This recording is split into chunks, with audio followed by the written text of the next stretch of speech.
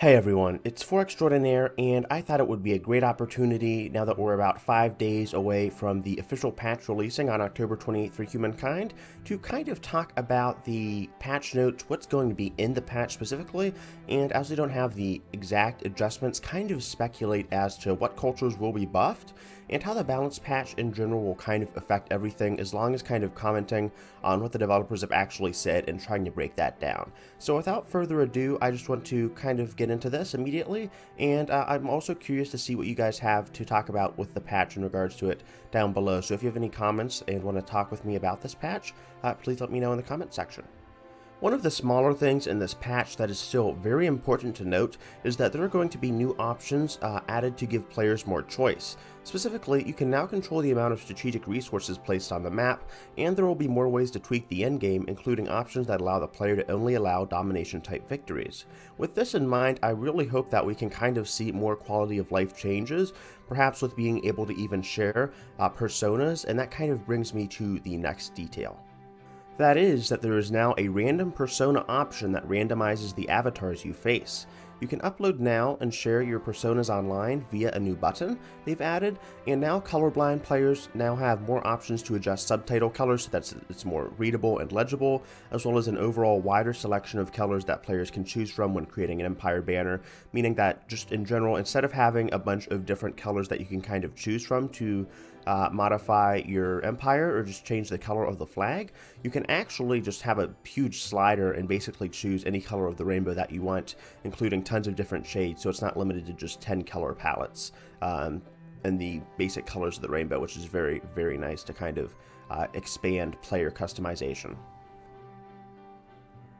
Now, for some of the more meatier details of the dev diary or the patch notes, the developers have agreed that pacing and balance needed fine-tuning in this patch, which is great to see that they're recognizing the pacing is very, very off. It's often too fast, and the dev team specifically thinks that yes, the pacing is too fast, but the early game is also very imbalanced, as well as the late game in terms of how their cultures are kind of sorted out with their abilities.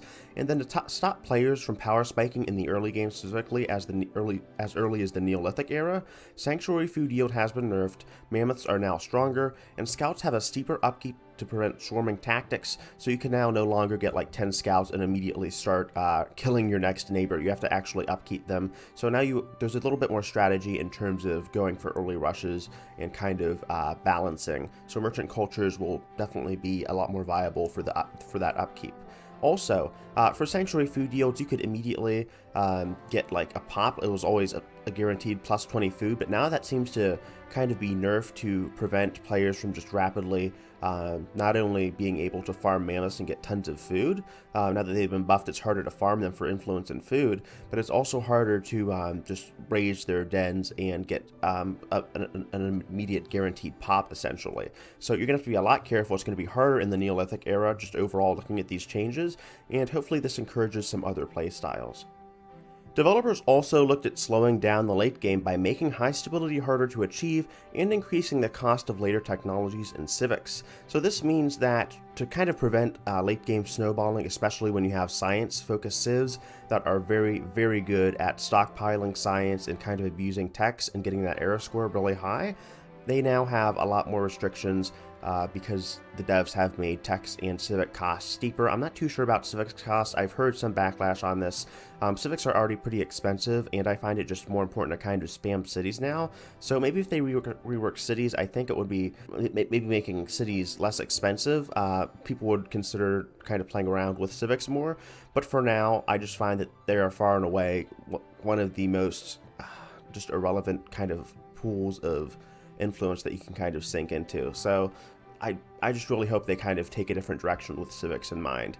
However, many of the population abilities that these kind of snowballing cultures I've mentioned will be removed, namely the Kume, French, and Turks, and these snowballing population abilities basically added things like +1 production per population, and as long as you made sure to kind of go with some very huge pop cities, you can kind of go into cultures like builders with the Kume and really not only augment those cities with like +1 production per pop, but you could also go into builder mode and kind of exploit all of that excess population just to really kick things off. And that kind of applies to the French and the Turks as well, how they specifically kind of bum rush science, just to be specific. This patch is also looking to balance stronger and weaker cultures rather than just the middle of the road ones. And hopefully some of the middle of the road ones get some more focus in terms of, I guess, just being another focus of another patch. But I'm really hoping that they don't nerf many of the strong cultures, or at least kind of take away their identity too much. And then I'm also really praying that the weaker cultures get some meaningful buffs that aren't just in the form of just overall stat buffs to their unique units and their emblematic quarters, but an actual meaningful change that kind of makes you look at the culture differently.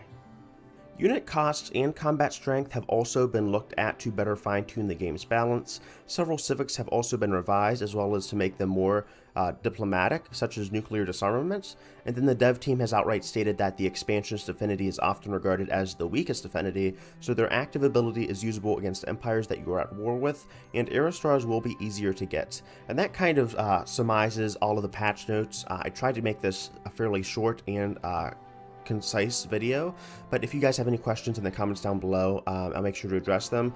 But one of the big reassuring things is that they are making sure to balance some of the weaker and stronger cultures first. But one of the big complaints I've seen from the community in the subreddit has been that there haven't been too many nerfs, at least from the details of the patch. We might see more details specifically later when they give us the rough numbers, but there doesn't seem to be any adjustment or any addressing from the devs on the builder modes and the science modes, which are very strong, collective binds and land raiser mode. So they are just very good as they put your city in kind of a overproductive furor with land raiser, and then you can just pump out science with collective minds.